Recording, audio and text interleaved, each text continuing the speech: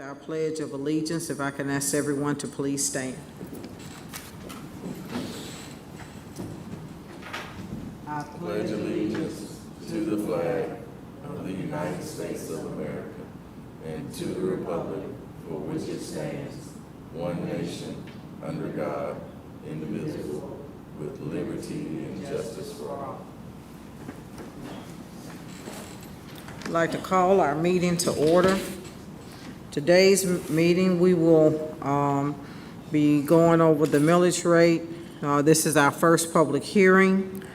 And if I could have our presenters to come forward, our tax commissioner, Michael Harris, and our budget director, Bonita Campbell.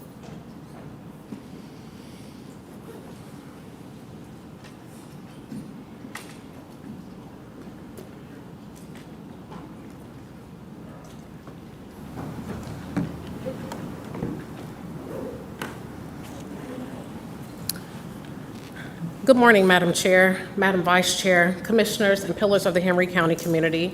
Today is the first of 3 millage rate discussions for 2025. Due to the main source of funding for the general fund and special service district budgets coming from property taxes, I would like to share a few FY26 budget highlights to show what these funds will be used for. As a reminder, our FY26 General Fund and Special Service District budgets were adopted on May 28, 2025. Staff participated in several commissioner one-on-ones, as well as multiple discussions with county leadership to establish the board priorities for the upcoming budget year. Staff also held 2 budget workshops and 2 public hearings to gain additional feedback prior to adoption. Here are some of the budget highlights of the FY26 budget. The adopted FY26 General Fund and Special Service District budget is $287,797,000, which is up $28.1 million compared to the adopted FY25 annual budget. This represents a 10.8% year-over-year increase. Some of the key items included in the FY26 budget include: it's based on the current millage rate of 15.733 mills. It includes the following Board of Commissioner priorities: road improvements, judicial expansion due to county growth, continued funding for public safety personnel and equipment, and county personnel compensation and benefits. It also includes funding for department essentials to maintain the current service levels. Finally, the adopted budget was not built based on the use of fund balance. Only available revenues are being used to fund projected expenditures. Finally, this slide is a graphical presentation of how the FY26 budget is allocated. As you can see, over 50% of the budget covers public safety. Government operations represents about 16%, the judicial system represents about 11%, and public works is about 6%. Now I will turn the presentation over to the Tax Commissioner, Mr. Harris, who will carry you through the millage rate presentation for this year.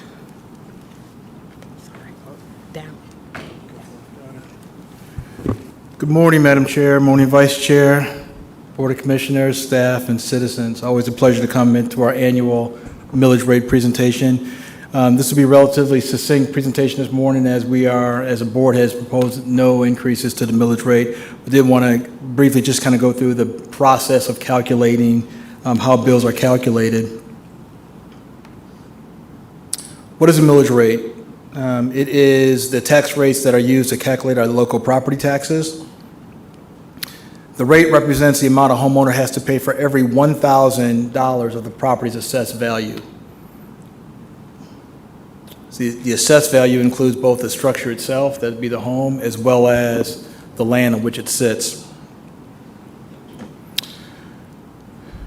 Property values is broken down into two different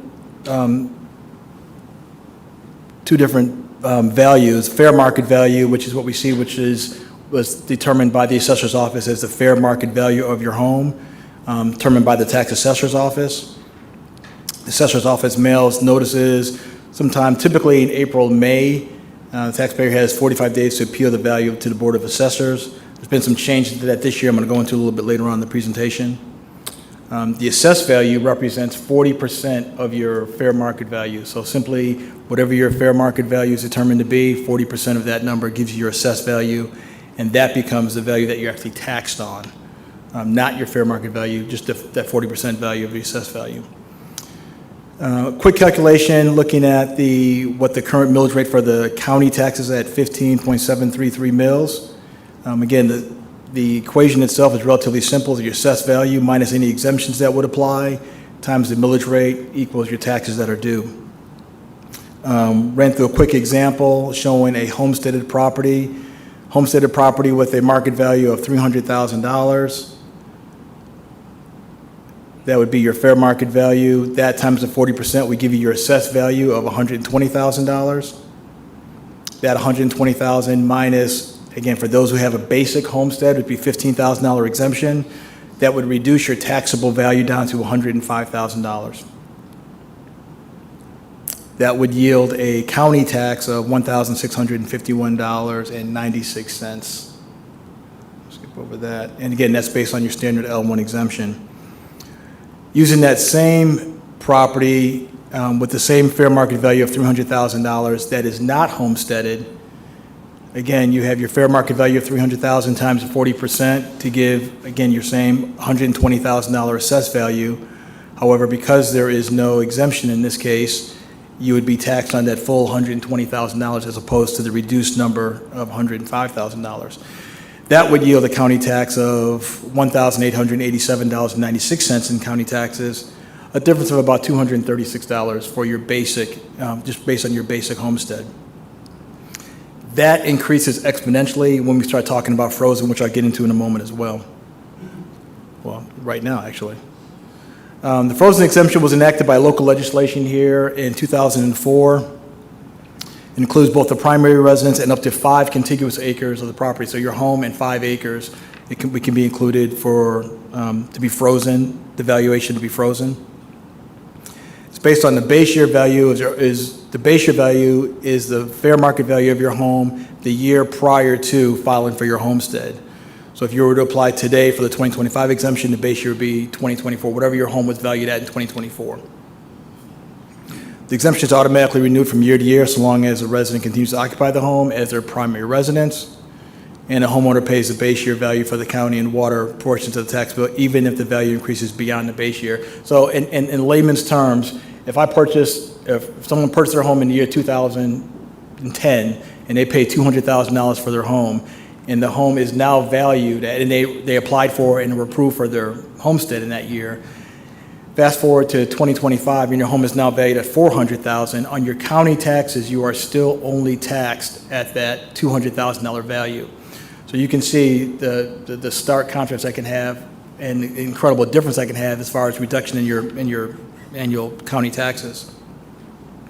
If the property value decreases below the base value, the base year value, so if you bought your home in 20 and for some reason for $200,000 and the value has now gone down to $180,000, you are billed at the lower rate. So you're not penalized in any way for having that frozen provision enacted on your property. Just a quick example, it took a 2022 bill to show that in that case, the adjusted fair market value was $225,000.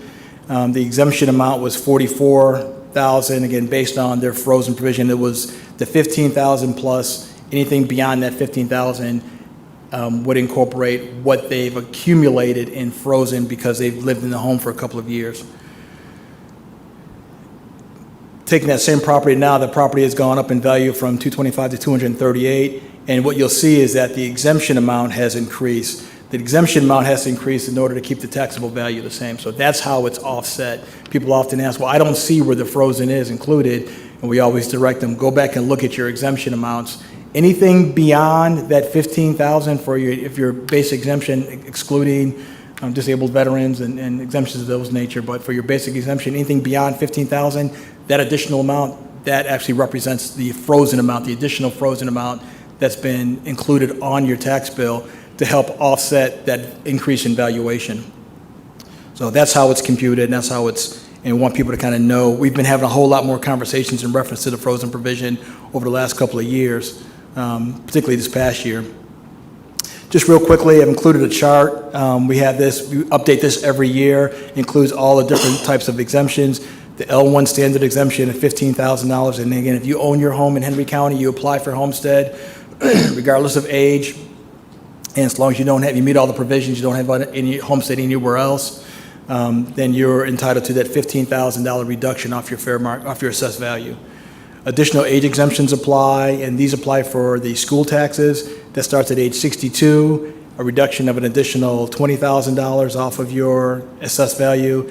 At age 65, that goes to $80,000. At age 68, $120,000 is reduced off of your assessed value. And at age 70, when you reach age 70, as of January 1st of that year, you no longer pay any school taxes. Additional exemptions include disability exemptions, veteran disability exemption, surviving spouse, conservation, and a few others. We do this chart every year, just kind of give a quick snapshot of how the distribution of our tax dollars is handled. As you can see, roughly 50% of all taxes collected goes towards the school maintenance and operations. An additional 5% goes towards the school bond that was reduced last year to 2 mills. And the remainder is between the 40% for this county government, Henry County government, and the remaining 5% with the water authority bond. You will see a slight change this year. The school M&O millage has been 20 years, since 2007. This year they are proposing a slight decrease of 0.2 mils from 20 mils down to 19.8 mils. So again, that's been proposed. They've had 2 hearings thus far, and their adoption is scheduled for next week. Just quickly, the digest process itself is a very collaborative process involving several entities working together: the tax assessor's office, our office, Board of Education, Board of Commissioners, obviously, and our respective cities, Stockbridge, McDonough, Hampton, and Locust Grove. And once all that is done, eventually it goes to the Department of Revenue for final approval. The digest itself, it represents a listing of all the assessments and exemptions consisted of real and personal property, timber, mobile homes, motor vehicles, as well as included in that digest information, heavy-duty equipment, public utilities. The digest must be approved by the State Department of Revenue before tax bills can be mailed out. Bills must be received 60 days in advance of the due date. So this is the slide that changed a little bit this year. Henry County tax bills are typically mailed out by September 1st of every year. This year has been different. Certainly as you all know, we've been having a lot of conversations in reference to some of the challenges that we faced this year, principally as it's related from some of the legislation that passed this past year. House Bill 581 enacted several new mandates this year that required changes to both our assessment notice. When the assessment notices came out, we had received a lot of phone calls asking why were there changes to the assessment notice. It looks different. It reads differently. Those were changes that were mandated by this new legislation. So that's where it came from. It wasn't anything that was done arbitrarily on behalf of the assessor's office by any means. Another big part of that was this statewide float that was being advertised, that was actually voted on by the residents. House Bill 581 included a provision that would allow for jurisdictions to vote on a statewide floating provision, which would in essence cap the valuation increase at whatever the consumer price index is, the CPI, which typically varies somewhere between 3% and 5%. So people called us when this all came up, when legislation came up and the provisions came up on the ballot, received a lot of phone calls asking, hey, how will this impact me and my family and my tax rates? So Henry County is unique in that we're one of some 30 counties that offer, as I just mentioned, the frozen provision. So in the case of Henry County, you're talking about either having a cap based on the new state provision of somewhere between 3 to 5% on what your value increase would be, versus what Henry County currently has in place with their frozen of 0. So that was the analogy that I would give one. I said, would you rather see your valuation increase by 3 to 5% or by 0%? So in the case of Henry County, obviously it was far more advantageous for citizens to continue to utilize the current frozen provision that we have in place. Again, bear in mind that means that those that have to have their homestead already approved. Nonetheless, the county decided to opt forward with based on the wishes of the citizens, and it did opt forward with opting into the provision, as well as all the 4 cities. In so doing, it did give them allowance to be able to go through and move forward with what's called a FLOSS, which is a flexible local option sales tax, which, much like the SPLOS, it's a collection of anywhere from half a cent to 1 cent that can be used on sales taxes, and all the revenues from that collection would have to be applied toward the reduction of the millage. Again, in the case of Henry County, with us having the frozen provision already in place, people would often ask again, how will it apply? Which provision, since the county opted in, which provision would apply in the case of Henry County residents? Legislation also stated that each jurisdiction had to make a determination to determine which was going to be most beneficial for the resident, either this new statewide floating exemption, or if they currently have an exemption process, an ad valorem exemption process in place, which one was going to be more advantageous. So part of the process this year has been every single parcel having to go through that calculation and make a determination on which application would be more advantageous: the current frozen provision that we have in place, or the new state mandated 3%, 3 to 5% CPI cap. I will tell you, probably 99.8% of the time, it's going to be our current frozen provision, because valuations have gone up consistently over the last 10 plus years. And I think that was echoed by Mr. Dante Handel with the ACCG as well. He said, in the case of Henry County, it's overwhelmingly going to be utilizing the same frozen provision. So that has, by itself, created some more challenges as far as running the calculations on the assessment side as well on our side. Right now, we are a couple weeks behind. We're still working closely hand in hand with the assessor's office to finalize our digest figures. I would tell you we are in better shape than a vast majority of a lot of other jurisdictions. I know some jurisdictions are about 2 months behind. I know some that just recently sent their assessment notices out last week, so they still have to go through the 45-day period. They, like us, had a collection date of November. They are now looking at a collection date of sometime in January. And we're doing all we can to make sure we avoid that. And again, like I said, we're still kind of scrambling. We're still working hard. Lynn Cardy and her staff are here behind me. They've been working endless hours, as well as John Self and Cooper Keller in the assessor's office, to work through these numbers and kind of solve some of these issues. Again, part of it has been having to make these additional calculations for each one of these parcels.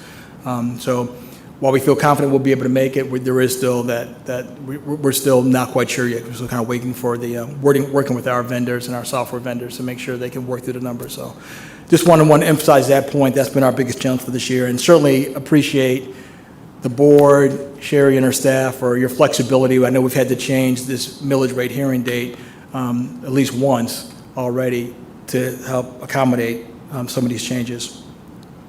Just real quick, this is a chart of this year's proposed millage rates.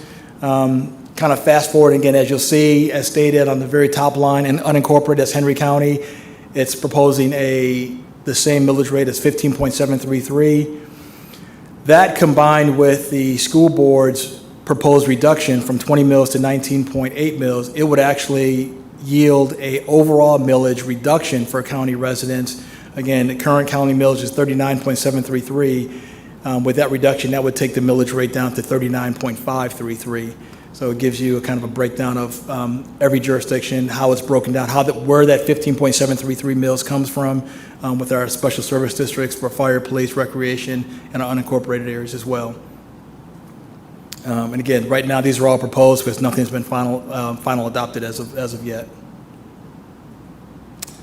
Just real quick, we're continuing. We've made some changes to both our property, our real property and personal property tax bills to include more information, make it a little more informational for all of our residents, contact information, and make it a little more self-explanatory. So what you're seeing is the front and the back side of that tax bill.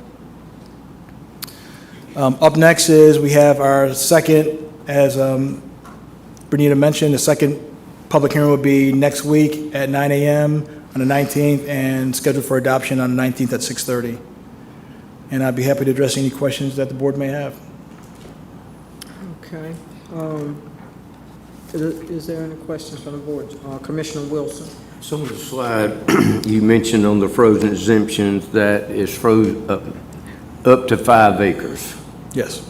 So can you explain a little bit about that? Because there's some people out there that live on 6 acres and 8 acres, that type of thing.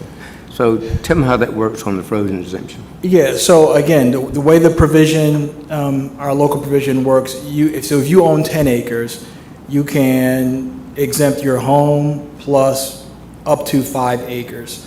The remainder would not be subject to the frozen provision. So you'd be taxed at that, whatever that value for that property is. There are some provisions that allow for conservation, but that's also specific based on your acreage. So you may want to have your home and 1 acre and have the remainder apply for conservation for the remainder, which would be at a reduced tax rate.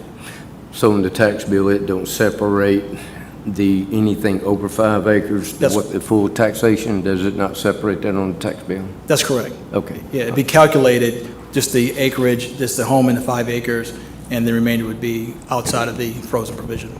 Okay, all right, thank you.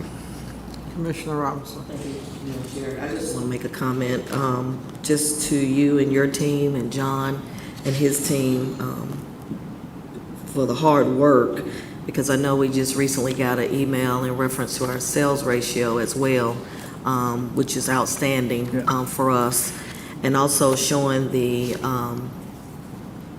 impact of having conversations, even with our school board, to be able to see, what the impact that it does to our entire community, and being able to work together and having those discussions. So I just want to say thank you for definitely leading that as well. So. And I'm glad you brought up the sales ratio. Again, that's John Self and his team, and that really speaks to the accuracy that they do their work in. I mean, it's not everyone makes that same threshold that Henry County, the Assessor's Office typically has. So they've done a phenomenal job in making sure that, it speaks to the process they use and the mechanisms that they use to make sure to ensure the accuracy of the assessments. Again, that's reviewed. People often ask, where do you come up with these numbers from?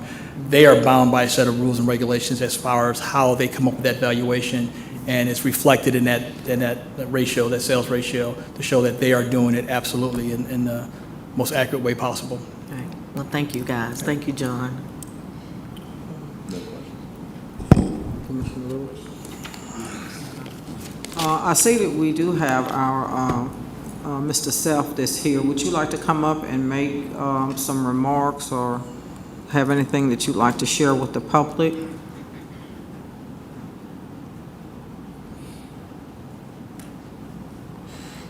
Will I be on a 10-minute timer? First of all, just like to say it's an honor to work with our tax commissioner. He does a tremendous job communicating, and this year, as he mentioned, has been so challenging. We're still, in limbo on a few items coming back from the state. I think, and to the taxpayers, I think this year's been a little bit more normalized in terms of how the real estate market has acted. I wouldn't call it fully stabilized, but we've made it out of the increases and some of the craziness, for lack of a better word, that were a result of the COVID impacts and things like that. So appreciate their patience with these processes. I think, as Commissioner Harris mentioned, we're, I guess, unforgivingly committed to our numbers and our structure and the metrics that we're required to dial in at. If not, there's consequences to that. So again, just like to thank the taxpayers for that understanding. So. Okay. Any questions from commissioners? Appreciate you. We get phone calls. I do. I'm probably the rest of the board, that when their assessments go up, they think we did that, right? And they said, well, the county went up on my values. Y'all just pulled the number. Can you kind of give us a brief how that works for for our viewers. We know how it works, but I don't think a lot of our taxpayers understand how their values are assessed. Could you explain that, please? Yes, sir. I'll try to be as brief as possible. That's obviously a very complex question, but the basis for this type of taxation in Georgia is ad valorem, which I don't speak Latin, but as I understand it, it means according to value. So we pay taxes essentially on what you have as value, and that is your taxable personal property and your taxable real property. And it has to be tangible, so you have to be able to physically see it. It can't be intangible taxes. So we are required each year, and I say that, the Board of Assessors, we're required to dial these numbers in relative to essentially the actions of buyers and sellers. So we take pride in not telling the market, not telling the numbers. We let them speak to us and observe them with the tools and the methods that we use daily, essentially, and that's where those values change. We have a slide that is part of our PowerPoint, a standard presentation that shows how we act, the Board of Assessors, with these values if the market goes down, because a lot of folks think that it always goes up. But about 2008, when we had the real estate collapse, can everyone hear me? Yes. Okay. Those residential values specifically went down 50%. So say a $500,000 house, for instance, by the time we went from 2008 to 2012, that value had been cut in half, so it was about $250,000. So we're required to follow the actions of buyers or sellers, and that goes up or down. And we've been in recovery mode, as Commissioner Harris said, for probably since, well, actually a little over 10 years. He mentioned about 10 years. So that is the current trend, but that can change year to year.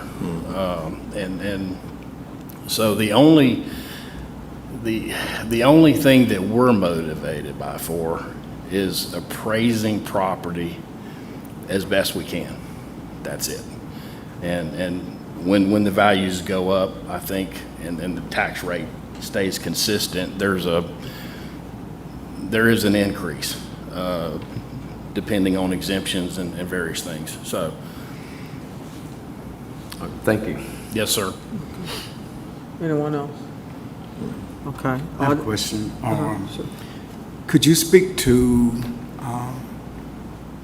what happens if the values aren't assessed properly? Because I know there are some legal guidelines that you have to abide by. If the Department of Revenue have deemed that we haven't assessed those properly, what's the next steps or the repercussions of that? Yes, so I think the Department of Revenue is required to make sure the entire state is equalized. So they have statistical measures that determine if you're in compliance. Our numbers are in compliance, essentially. And those are the median ratio or the sales ratio, the COD, and the PRD, for the technical folks out there. If we fail to meet our obligations, the Department of Revenue will let us know that. And then,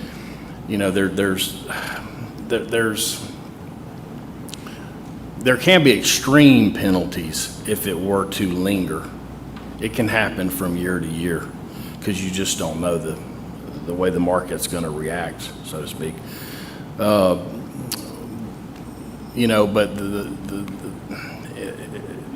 basically they inform you, hey, you have to improve in this category, or this category, or this category, or this category, or all of the categories.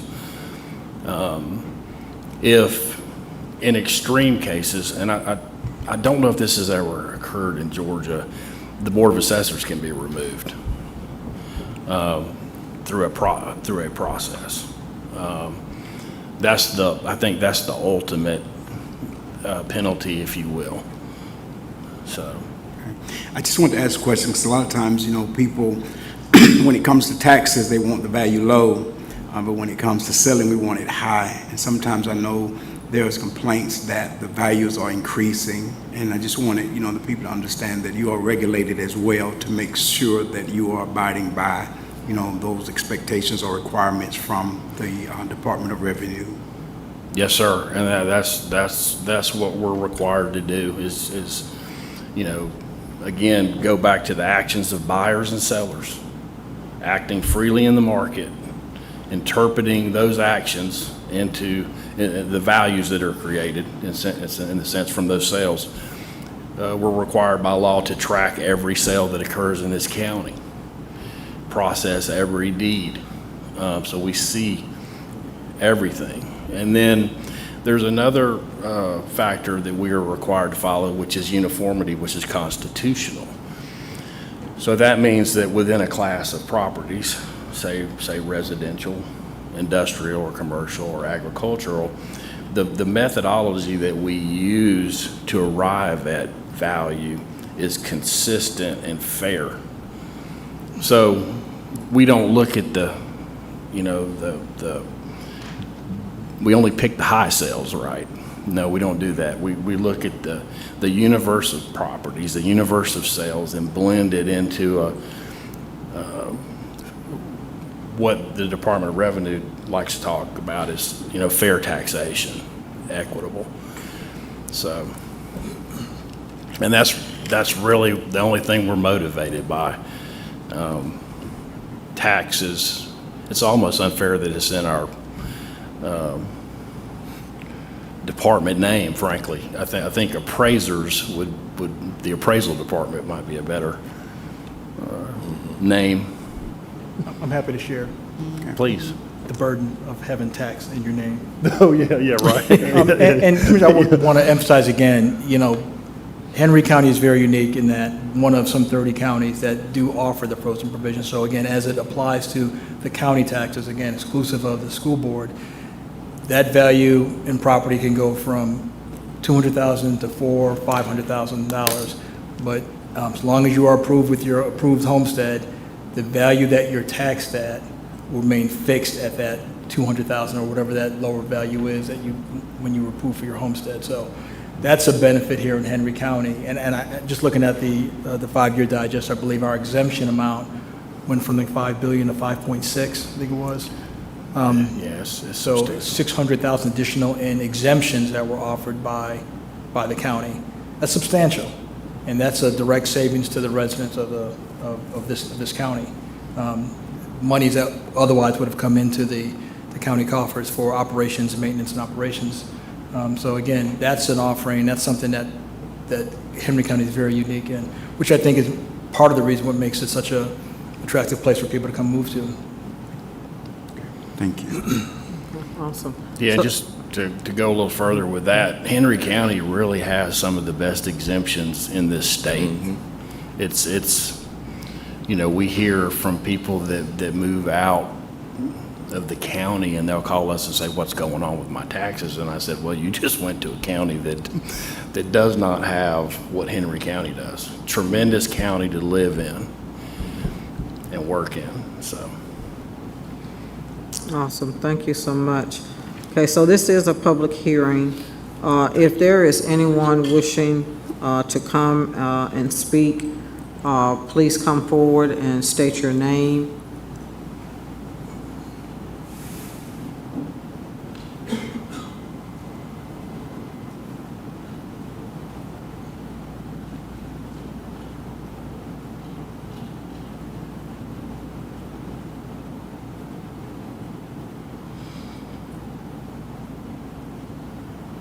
Okay. Well, this concludes public hearing. As stated before by our tax commissioner, Commissioner Harris, our next public hearing will be August 19th at 9 a.m. and then August 19th at 6:30 p.m. at our regular scheduled board meeting. And the adoption will be done at that particular time. This meeting is adjourned. Thank you.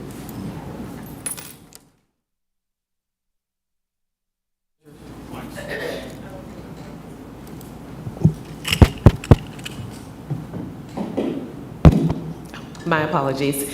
I wanted to get through the public comment process, but wanted to see if we could allow Mr. Self to come back up. We've been contacted by a couple of property owners who are receiving letters from the tax assessor's office regarding audits for personal property taxes. And so I wanted to allow him an opportunity to at least let the public know who may be viewing what the letters are for and what exactly is being requested. So if you don't mind, if he could come back and speak to that. Okay. Thank you. Do I need to unadjourn? Yes, unadjourned. Thank you. My apologies. Where to start? As Sherry mentioned, we have a business personal property auditing program where we have hired outside auditors to audit our business personal property accounts. They will send letters to our various taxpayers, asking for certain information and documents relative to their property. I think this is a very important part of this. Our auditing policy is 100% random. We have a random generator that we do that we run every 3 years, and we run 3-year cycles on our audits. Now these are the outside audits and our inside audits. So you could receive a letter from my department directly. You could receive one from our vendor. I would say 99% of the time, the business taxpayers are aware that they are required by law to return their business personal property. So I know it's probably a little disconcerting receiving any type of correspondence from the tax assessor's office, but we've got some very good people as our vendors and my people downstairs that can walk anyone through the process and help them through it. The reason, why do we do that? Well, we don't do that to cause stress or cause issues. The foundation for why we do it is because we're required by law to find every taxable piece of property and make sure it's returned for taxation. Why is that? And it gets back to the premise that we were just speaking about, Commissioner Price, in that everyone needs to pay their fair share. If someone overpays, then they're taking the tax burden off of all the other taxpayers. And if someone underpays, essentially, or is underassessed, in this case, then everyone else is paying for their property. So it's a tremendous program. We're seeing compliance from people and businesses that have not been audited because they're aware that we are actively engaged in these processes. So again, nothing to really be alarmed about. Contact and follow the instructions in the letters. If you have any questions, contact my department and we will walk anyone through it. through the process, so. That it, Sherry? Yep. Yes, ma'am, that's it. Thank you. I have a question. Can I ask those that are on this list, are their names generated from the business license department, or how does a person get on the list to be a potential candidate for audit? That's a very complex answer. And the answer is many different ways. We have a lot of tools that we use. Business licenses is one of them. But we have folks that don't get business licenses occasionally, and they don't know. Some of them are just bad actors. Some just don't understand. So, we look at online resources for any type of business activity, and I think the tax commissioner's office does as well.